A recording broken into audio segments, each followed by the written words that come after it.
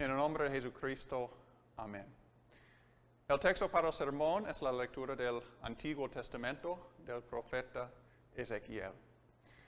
La semana pasada nosotros hablamos un poquito de la presión que nosotros como cristianos a veces nos sentimos de la cultura. Una presión que nos dice que nosotros necesitamos rechazar unas enseñanzas, unas verdades bíblicas. Por ejemplo, la definición de lo que es el matrimonio. Un hombre y una mujer juntos en unión para toda su vida. A veces nosotros nos sentimos una presión semejante que nos dice de la cultura que proviene del mundo, que nos dice que nosotros necesitamos rechazar nuestro entendimiento que solo hay un Dios verdadero y los demás son dioses falsos. El mundo nos dice que nosotros como cristianos, los judíos, los mormones, los musulmanes, los testigos de Jehová, bueno, todos nosotros adoramos al mismo Dios, solo tiene nombres diferentes. O, bueno, todos los dioses son iguales. Y nosotros como cristianos necesitamos rechazar nuestros pensamientos que solo el Dios trino es el Dios verdadero. Y cuando nosotros nos sentimos esa presión, tal vez miramos a nuestro alrededor y pensamos, bueno, sería más fácil aceptar ese pensamiento del mundo.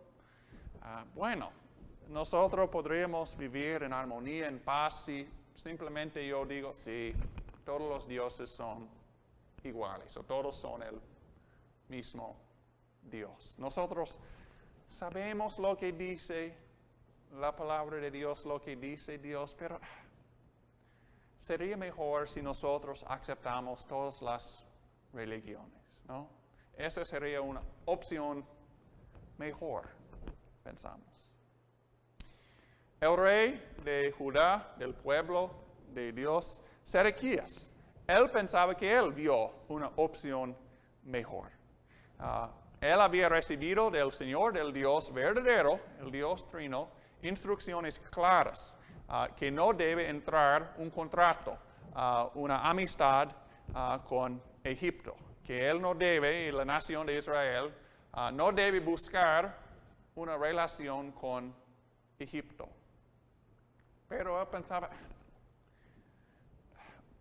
yo sé lo que me había dicho Dios, pero pienso que sería mejor. Nosotros necesitamos la ayuda, entonces voy a buscar una relación, amistad con Egipto. Bueno, la salvación de Israel, Dios sacando a Israel de la esclavitud en Egipto, eso fue, podríamos decir, la gran obra, una imagen de la obra de Dios de la salvación. El Señor, el Dios verdadero, sacando a su pueblo escogido de la esclavitud, sacando a ellos de Egipto. Entonces, Sedequías pensando, bueno, busco una relación con Egipto. Él estaba rechazando esa salvación, esa obra salvadora de sacar a Israel de ahí. Así es lo que nosotros hacemos cuando decimos, bueno, sí, todas las religiones son buenas, son iguales, todos los dioses son iguales. Cuando nosotros pensamos así, nosotros estamos rechazando la salvación que nosotros tenemos por causa del único verdadero Dios. Tal vez nosotros decimos o pensamos por lo menos dos cosas. La primera, ¿cómo podemos como cristianos estar seguros que nosotros creemos en el mismo Dios? Si hay tantas religiones, ¿cómo podemos estar seguros? ¿Cómo podemos en realidad saber? La segunda cosa que tal vez nosotros decimos o pensamos es, bueno, todos los dioses son el mismo, solo tienen nombres diferentes. El Señor responde a ese pensamiento de cómo podemos, esa pregunta, de cómo podemos saber quién es el Dios verdadero. En el fin de la lectura, dice el Señor a través de la boca de Ezequiel: y todos los árboles del bosque sabrán que yo, el Señor, puedo derribar el árbol más alto y hacer crecer al árbol más pequeño. Como puedo también hacer que el árbol verde se seque y que el árbol seco perezca. Yo, el Señor, lo he dicho y lo voy a cumplir. Todos los árboles van a saber, diciendo que todos los árboles, todas las naciones, todo el mundo va a saber quién es el verdadero Dios. Todo el mundo va a ver eso en el día final, en el día del Señor, cuando Jesús, el Señor, regrese en toda su gloria para juzgar al mundo.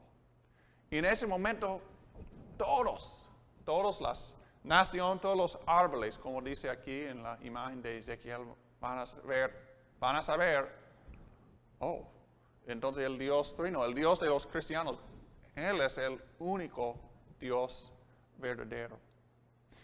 Para los incrédulos, ese día va a ser un día terrible. Como dice Ezequiel, puedo derribar al árbol más alto. Entonces los árboles más altos, a los incrédulos, pensando que ellos están altos, ellos están fuertes, sin Dios, sin el Dios verdadero. Pero van a ser cortados, van a ser condenados. Pero para nosotros, ese día de juicio va a ser un día glorioso. Porque en ese día, el Señor Jesús va a venir para llevar a nosotros a la vida eterna con Él. Y hacer crecer al árbol más pequeño. Nosotros vamos a crecer. Nosotros vamos a ser levantados, exaltados, crecidos, podríamos decir, con la copa. Como dice en el principio de la lectura. Voy a tomar por la copa a ese alto cedro. Esa copa, una ramita, está hablando de quién. Ezequiel está hablando del Mesías, el Cristo prometido, hablando de Dios Hijo, hablando de Jesús, una profecía de Jesús. Esa imagen los profetas usan hablando de una ramita, hablando de Cristo, hablando del Mesías, hablando del Salvador del mundo, hablando del único Dios verdadero, que viene de la linaje de David, el cedro. ¿Y qué va a hacer con esa copa, con esa ramita? Voy a tomar por la copa a ese alto cedro y lo plantaré. Le cortaré el más fresco de sus renuevos y lo plantaré sobre el monte más elevado. Dios poniendo a su Hijo en el monte más alto, hablando de la imagen de Sión, Jerusalén, el templo. Jesús, Dios, habitando entre su pueblo. Eso es lo que nosotros vemos en la imagen del templo. Dios con su pueblo. Entonces, el Dios verdadero, el único Dios verdadero, viene ese ramita viene, Jesús viene para habitar entre nosotros. El Dios verdadero viene para salvar a nosotros. Ese ramita viene para morir en el árbol, para ser crucificado en el árbol de la cruz, para morir en nuestro lugar. Ese ramita viene para que todas las aves, todas las naciones vivan en su sombra. Lo plantaré sobre el alto monte de Israel, y crecerán sus ramas y dará fruto y llegará a ser un magnífico cedro. Bajo la sombra de sus ramas anidarán aves de toda especie.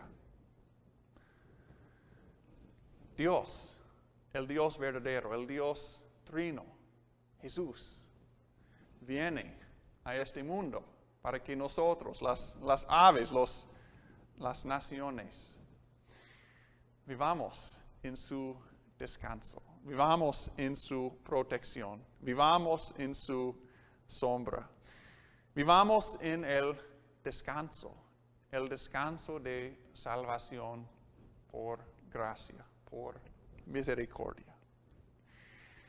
Eso es algo que solo el Dios verdadero, el Dios de nosotros, el Dios de los cristianos, hace. El Dios de misericordia. Sí, nosotros tenemos la tentación de aceptar esa enseñanza equivocada de este mundo, de la cultura. De confesar, bueno, todos los dioses son iguales. Pero nosotros sabemos que solo en Jesús, solo en este ramita fresca, nosotros seremos levantados a la vida eterna. Nosotros entonces queremos ser levantados, exaltados con este cedro magnífico, este magnífico cedro, con Cristo. Solo en Él, solo en el Dios verdadero, por su muerte, somos levantados. Amén. Continuamos con la oración de la iglesia. De pie, por favor. Oremos por toda la iglesia de Dios en Cristo Jesús y por todas las personas según sus necesidades. Señor Dios, tu Espíritu Santo planta tu palabra y la hace brotar y crecer como te agrada. Bendice la predicación y enseñanza de tu palabra para que tu reino se extienda y danos corazones agradecidos para maravillarnos de tu obra. Envía obreros fieles a tus campos para sembrar tu semilla, para que a su debido tiempo se produzca una cosecha para tu gloria. Señor, en tu misericordia, escucha nuestra oración. Oh Señor, el gran yo soy, lo que has dicho ciertamente lo harás. Te imploramos por amor a Cristo y tus muchas y preciosas promesas de bendecir y defender nuestros hogares, de hacer fructíferos los esfuerzos de los padres y la enseñanza de sus hijos, y de preservarlos en la fe salvadora de Jesús. Señor, en tu misericordia, escucha nuestra oración. Padre, somos valientes para pedir todo porque nos has dado tu Espíritu como garantía. Escúchanos mientras intercedemos en el nombre de Jesús por aquellos en cada necesidad.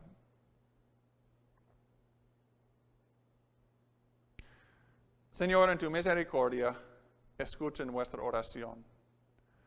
Por Jesucristo, tu Hijo, nuestro Señor, que vive y reina contigo y con el Espíritu Santo, siempre un solo Dios, por los siglos de los siglos. Amén.